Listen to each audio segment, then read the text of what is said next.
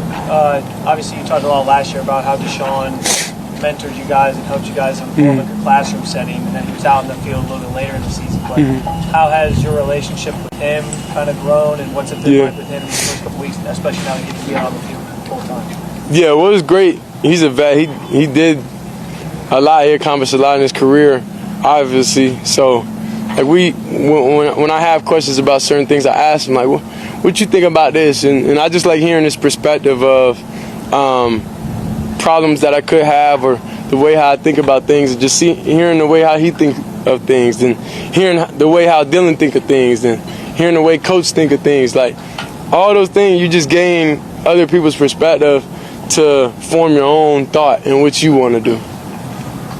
Good. Shedeur, going back to learning the offense this year, what would you describe as some of the similarities to last year's offense and differences, and how have you seen yourself come to learn some of the new principles? The similarities? I mean, it's 11 on 11. I think I don't try to compare anything. I don't try to live in no comparison world. Like, I try to forget the negatives, take the good things, and just move forward. So, like, respectfully, I just don't want to talk about like last year or anything, because it doesn't help us move forward. Like, we're not in last year no more. We're in this year. So I don't even need to think about anything last year, but review tape and review, okay, what could I have done better in certain situations? How could I manage the line of scrimmage better? How could I know each and every details where the alignment they're on, where it's +2, -2, if they're in the edge split, like all these different details. Like, that's what I take from last year. I don't really take a comparison thing. Then I guess on that note. So yesterday I made a video breaking down some of the film from 11s and 7s, Shedeur Sanders, Deshaun Watson, Dylan Gabriel, right? And a lot of you guys told me in the comments, yo, wait, Deshaun Watson actually did throw an interception, and why is it not being listed? So I did a little bit of research, and look what I found.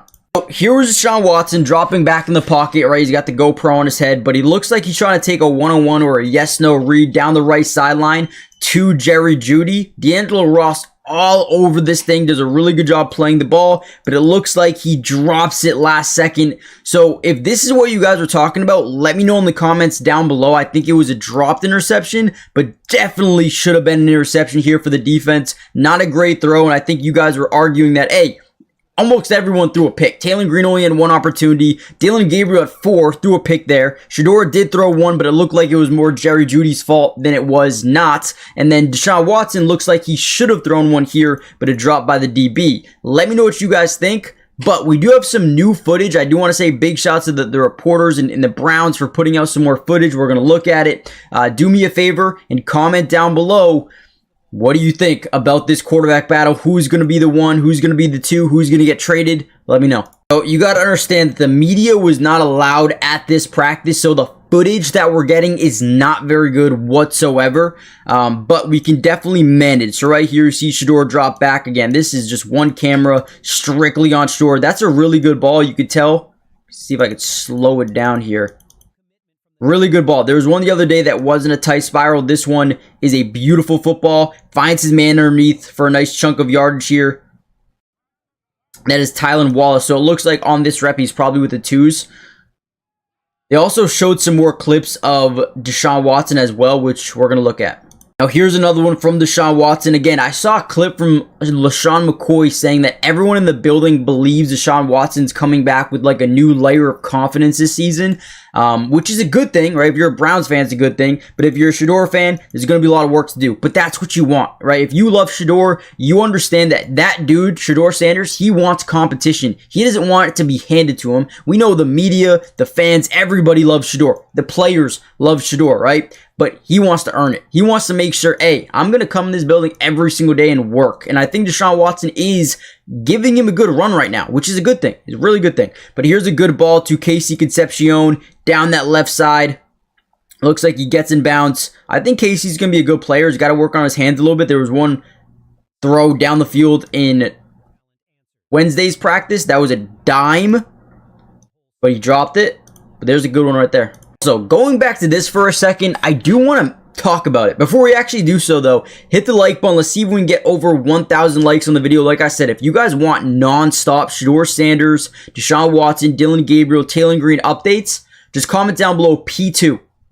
Subscribe to the channel, free, doesn't cost anything. We got you guys covered, and trust me, OTAs, minicamp, training camp, preseason, regular season, we got it all covered, okay? So make sure you guys join the family.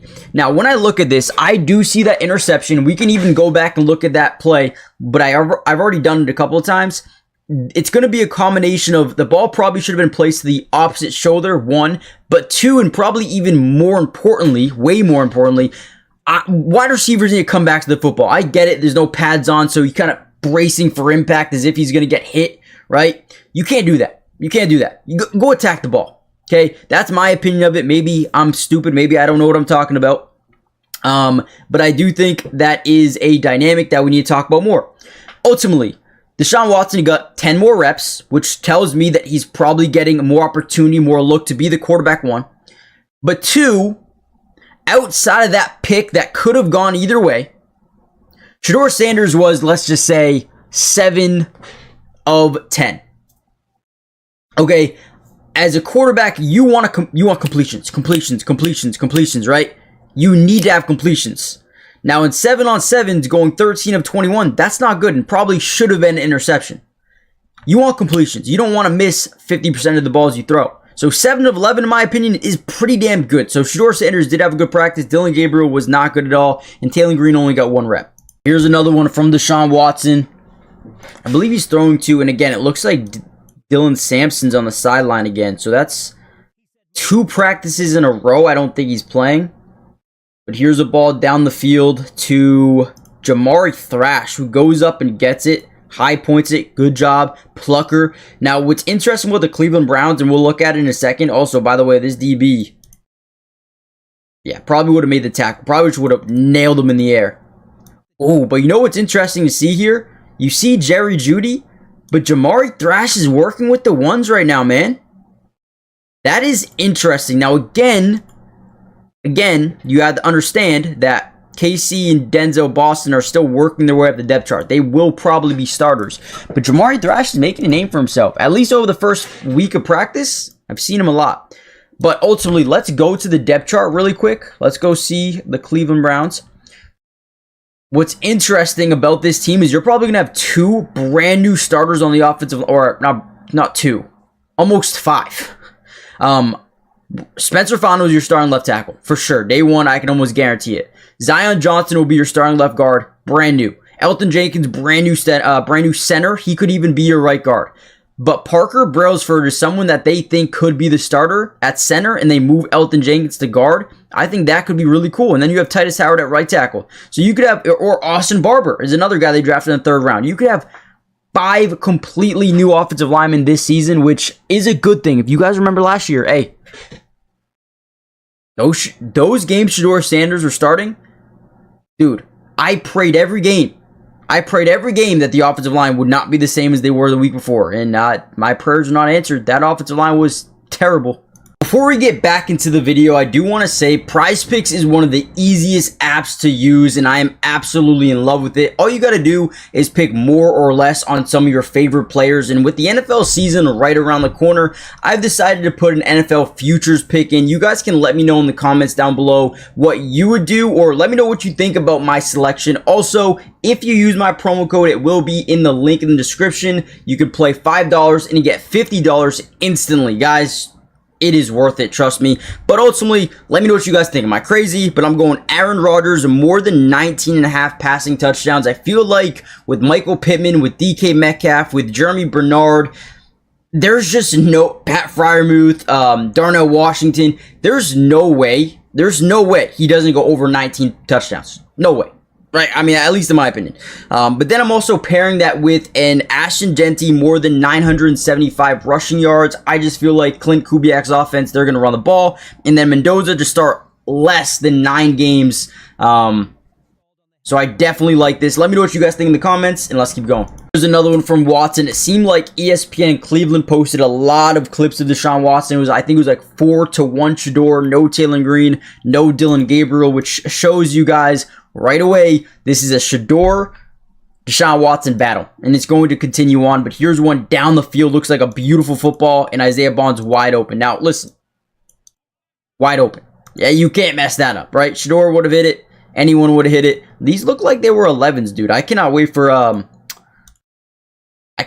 for media to be back a lot of practice. I want to see more 7s, more 11s. This is when things really start to ramp up in terms of excitement. But let me know what you guys think. Hit the like button, subscribe, join the family, turn on post notifications if you haven't already done so yet. And I'll see you guys in the next one. Peace.